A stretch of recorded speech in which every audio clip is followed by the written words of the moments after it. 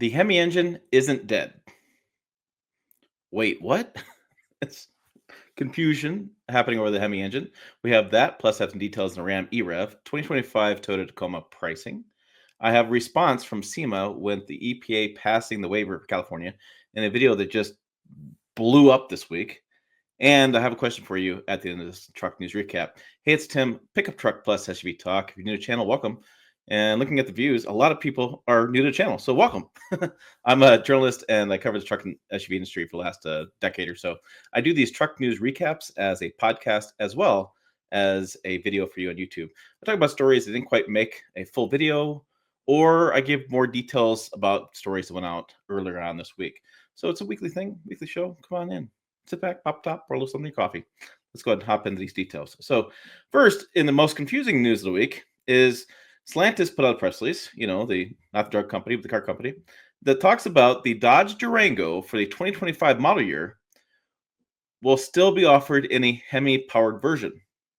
They said, due in part to market demand and customer feedback, the brand's three-row SUV will continue to roar with an available supercharged 6.2-liter Hemi V8 Hellcat engine, 710 horsepower, 645 pound-feet of torque, as well as the 5.7-liter Hemi V8 standard on the Durango RT, delivering 360 horsepower and 390 pound-feet of torque.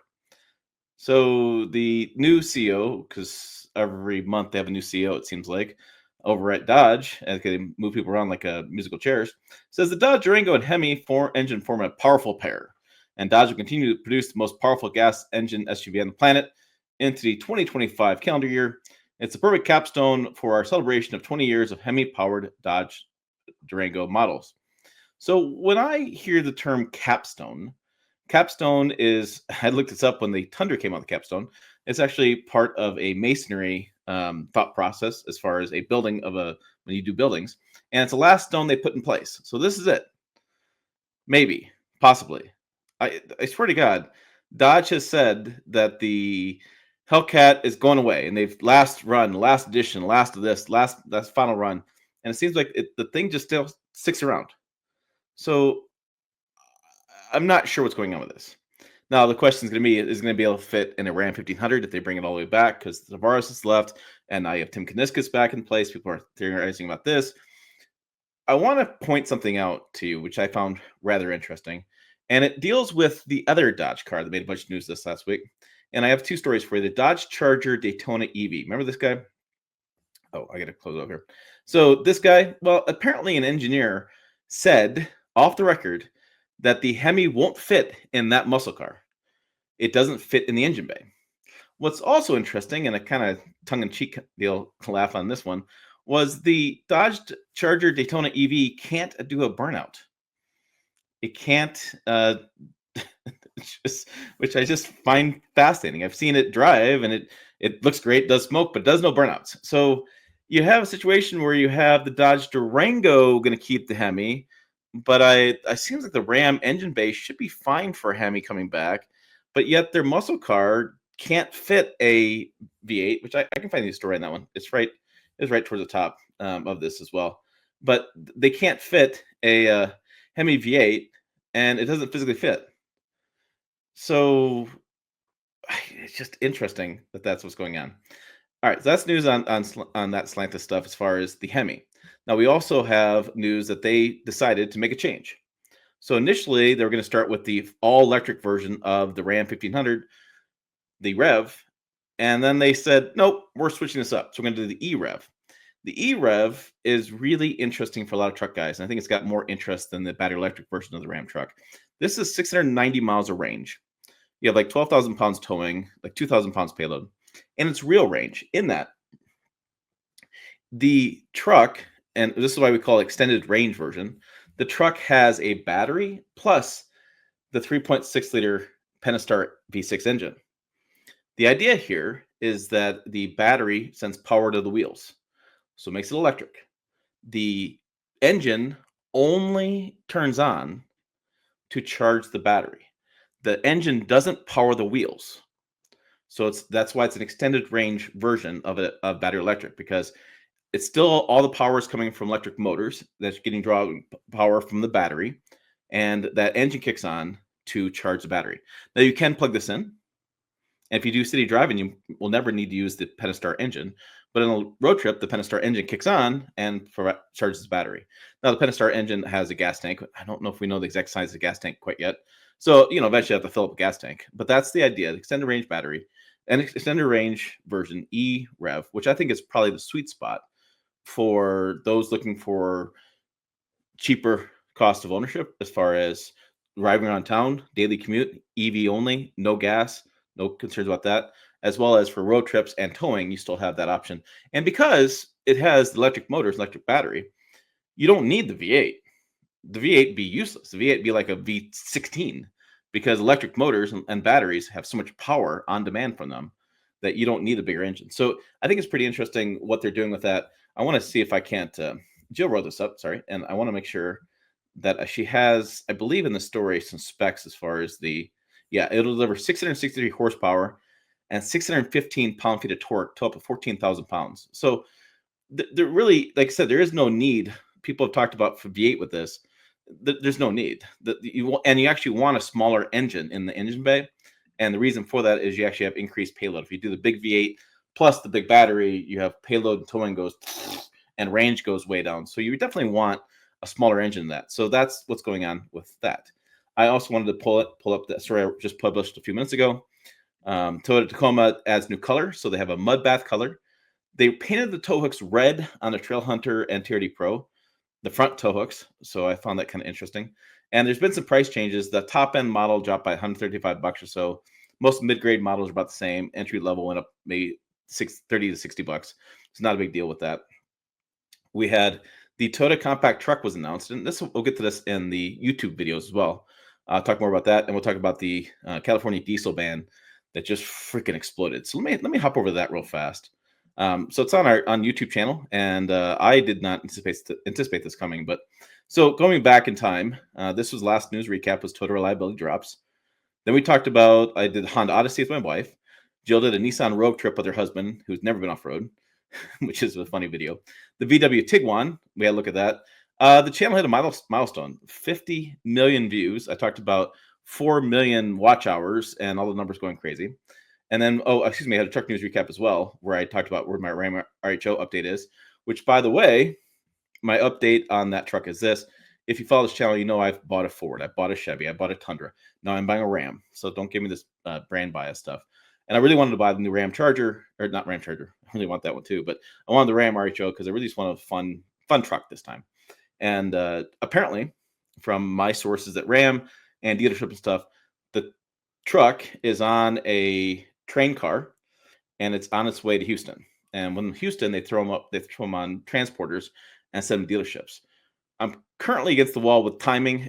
It's December 20th as I record this. It gives me basically 10 days or so to kind of sort out to get the truck, 10, 11 days to get the truck to, make sure I have it for tax reasons, which is a big reason why I'm buying this, plus all the videos I want to do with this truck. And I just freaking want it. I'm working with the dealership right now. I just called them.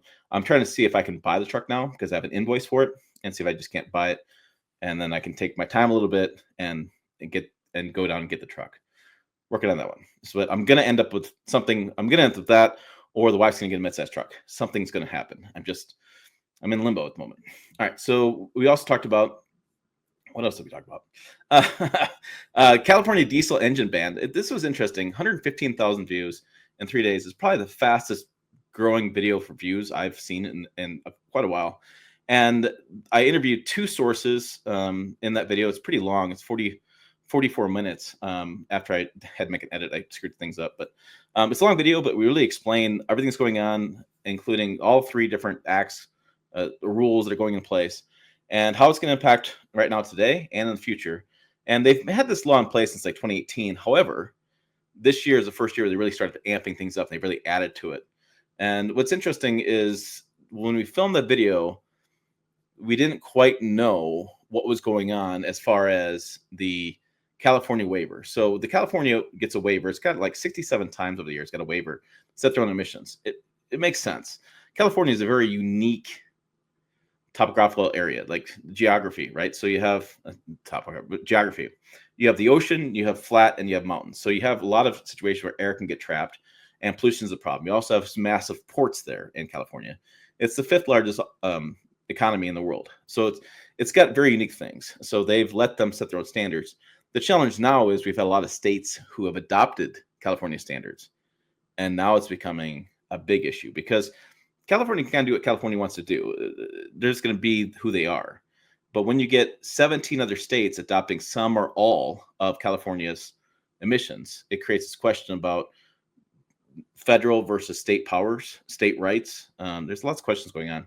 And so the EPA gave a waiver as they've been working on. They work on this waiver. They granted the waiver, which makes the internal combustion engine ban by 2035 a real reality. Now, Trump had overturned that in his first term in office, like 2 years in, 1 or 2 years in his term in office, and then Biden put it back. So, I think from an automaker standpoint, the automakers I talked to, they just anticipate this is going to keep going, no matter who's in office, who makes changes. They can go back and forth, back and forth, back and forth, but the end result stays the same. And with the California building a war chest to go to court with Trump's changes and things, it's going to be years until I get sorted out. So with that all said, that kind of behind the scenes said, SEMA sent this press release out to me, and it's quite pointed. SEMA decries EPA approval of California Advanced Clean Cars 2 waiver request. And I want to just read this quote because it's quite the quote. It says, siding with California in these waiver requests is the ultimate bad faith gesture by President Joe Biden, particularly after the nation's voters last month backed the candidate who promised in day one to halt federal EV mandates, said SEMA President and CEO Mike Spagnolia. It's high time that the government stop capitulating to the whims of a single activist state, this United States of America, not the United States of California. I just thought that was interesting. And SEMA goes on to defend themselves as not being anti-EV. They just want everything above kind of policies. They want to do hydrogen. They want to do liquid natural gas. They want to do hybrids. They want to do V8s. They want to do plug-in versions. They want EVs. They want everything. And so they hate the fact that it's going to be California has the right to do what they do because of the EPA waiver, but they want all the above philosophy towards engines. All right, so then we talked about that. So then also did a video. This is interesting. There's a cover that's heavy, and it's got a on the bottom of it's really reinforced to keep rodents out. So this gentleman I interviewed, who's the founder and creator of this, he spent like $25,000 replacing the wiring in a BMW i8 he had. Twice the rodents got to it. So he created this, and this actually really works. I want to buy one for my 62, and I need to get my wallet out. But I've been kind of hesitant to do my wallet because I'm buying a new truck. I kind of want to keep everything. I'm being cheap at the moment, especially Christmas stuff going on. Anyways, we talked about new trucks killing pedestrians and government's going to fix it. I discussed there was the Consumer Reports came out and said that they're backing a plan, a rule that the National Highway Traffic Safety Administration is putting out, that they're going to change the overall structure of a truck because obviously the size is the problem. I'm being sarcastic here when it comes to pedestrian accidents. And I think it's foolish. I explained in the video what's going on. I give you the whole backstory and I'll tell you what my viewpoint on it. And then we have talked about the Toyota compact truck coming that has been confirmed for the Brazilian market. And I think it's just a matter of time before the U.S. market gets something, because if Toyota is one thing, they're very consistent globally. They don't have a whole lot of different vehicles globally. They use the same ones. And so it just makes sense for it to come to the United States. I think it will be here. No question of it. I think it'll be 2026, 2027. I imagine it'll be announced next year. I've heard from sources near Toyota that they've been working on this for a couple of years, just waiting to get the numbers in place, seeing how well the Ford Maverick sold or not sold, and bringing it up. But there will be a new Toyota compact truck. If I was in Vegas, I'd put some money on it because I feel very strongly it's going to happen based on the sources I've talked to and based on them building it. It just makes sense. Okay, so the last thing I have for you guys in this last final year of the Truck News Recap, this is it. I'm not doing it anymore.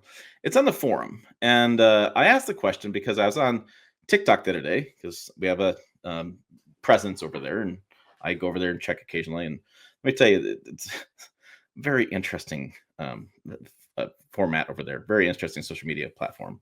I haven't quite wrapped my head around why it exists or why people, but it's interesting over there. So this is a question about thoughts on calling out other media or creators.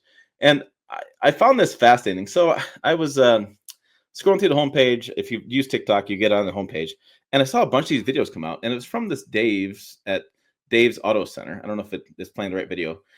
Dave is talking about in the first video that played, and I might have to refresh this to do it. I have to restart it. But he's talking about cold weather diesel tips.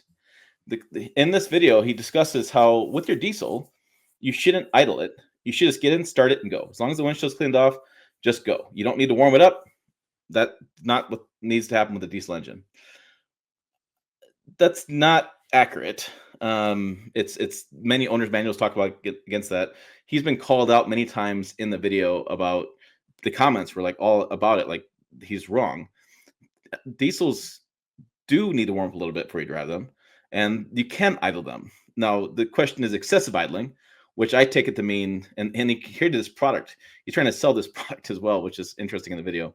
But anyways, I've talked to engineers, talked to diesel mechanics, I've talked to everybody. The issue is excessive idling, like idling 6 to 8 hours a day, every day for 15 years. That could cause problems with DPF getting clogged up. And so there's a lot of pushback, let's say. Several videos that really called Dave out. There was this, I put one down below. It's kind of funny, this way the gentleman did it. And there's a whole list over there on TikTok. And I'm just curious you guys' thoughts. I've always, not always, but I've made a rule in the last several years not to call out other creators. This job's hard enough, and there's no reason to call other people out. But I just was really surprised at the quick response to all this. And the fact that TikTok now and social media platforms allow remixing, and you can remix my videos too. And so it's that immediate, I'm going to tell you what's wrong. I'm going to tell you what's going on. I'm going to remix. And then we had that video I was just curious about, and I was curious about your thoughts about this video as well, that Doug DeMuro did. He actually had to take it down. So Doug says the myth of I'm successful because I had rich parents. I'm assuming he had some YouTube comments that called him out for being rich and how it helped his channel out immediately. And so I imagine this video was him defending himself, and then it got so much pushback he had to take it down because there is something to be said about being rich and having a leg up, and especially in the car world, he's done a lot of like exotics and high end stuff. Well, it's hard to get access to those guys like me. I'll never get access to that stuff, and so I think it has helped him. But there's also a lot of work involved, some luck, some know-how. I mean, I built this channel and I'm not rich. I'm buying a stretch imagination, and it's a lot of work. So I'm kind of mixed on that one. But I'm just kind of curious, guys' thoughts. What do you guys think about those calling out different creators? Do you like it? Do you not like it? Again, I don't love the idea, but there are some shock jock channels that I just freaking can't stand that I have thought about calling out, and then it creates a whole thing, and it's like, I don't know. I feel like it's maybe tit for tat elementary school stuff. We start doing that things, but I just was kind of curious. I've been asking that question in the forum, and I was getting some feedback from the viewers over there, and just interesting to get your thoughts as well. All right, that's it for the year. This is it. Last truck news recap. I'm not doing anything after Christmas. Basically, if you know about the automotive industry, we literally shut down for 2 weeks. PR goes on vacation. No media gets created. No news stories. Occasionally, a really random news story comes across our desk, but I'll be around the house doing stuff and being part of the festive holiday season, or hopefully be on the plane in Louisiana. So I wanted to wish you all Merry Christmas or Happy Holidays, whatever. Happy New Year. And so I will see you next year, as strange as that sounds. There'll be a bunch of video reviews running the week after Christmas. I just have to schedule a bunch of stuff out. So you'll see new videos popping up. But basically, Jill and I will be on vacation, enjoying the family time. And like I said, hopefully be on a plane to Louisiana. That'd be the best thing. As always, thanks for watching. I will see you down the road in 2025. That's crazy.